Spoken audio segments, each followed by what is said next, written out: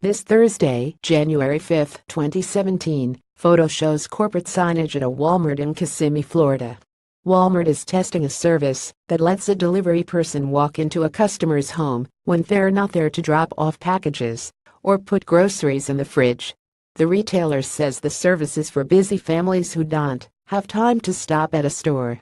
AP photo Swain B. Hell, New York. AP, would you be okay with letting a stranger into your house for the sake of convenience?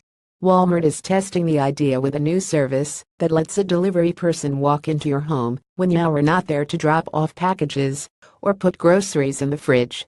This may not be for everyone, wrote Sloan Adelson, Walmart's head of e-commerce strategy, in a blog post Friday, but we want to offer customers the opportunity to participate in tests today and help us shape what commerce will look like in the future. The retailer said it is trying out the service with a small group of tech-savvy Walmart.com shoppers in California's Silicon Valley who have internet-connected locks.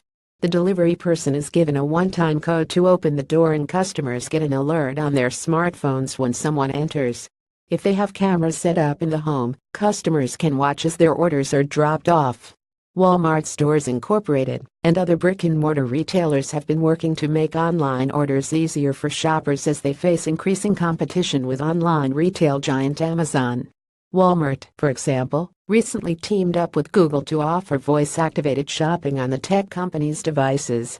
Bentonville, Arkansas-based Walmart said the in-home delivery service is aimed at busy families that don't have time to stop at a store or unpack their groceries.